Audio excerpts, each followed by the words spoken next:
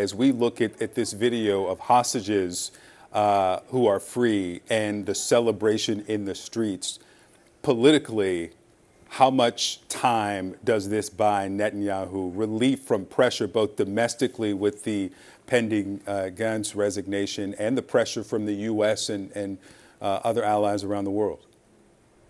Well, I don't think it's going to gain a whole lot of time internationally, Victor. It certainly will gain some time domestically from Mr. Netanyahu because he has a lot of supporters in the Israeli government.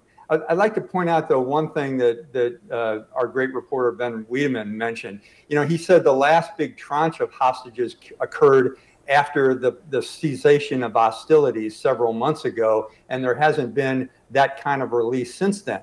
I'd like to point out, though, that Israel has made the offer to Hamas on multiple occasions to have ceasefire in exchange for hostages, and Hamas continues to play with them on this. They will bring them right up to the doorstep of a ceasefire with the potential for release of hostages from both the Palestinian camps in Israel, but also the ones that they took on October the 7th.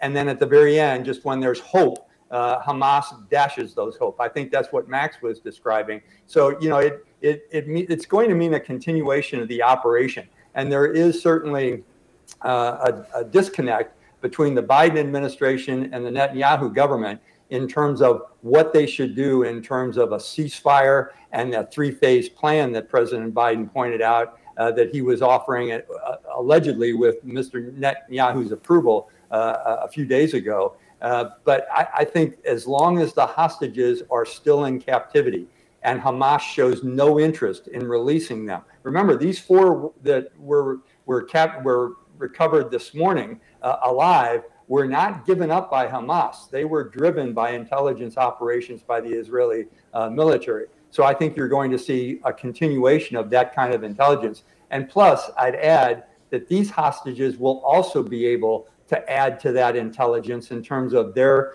type of treatment, where they've been moved from, the number of moves they've made, what locations are they putting their fellow hostages in.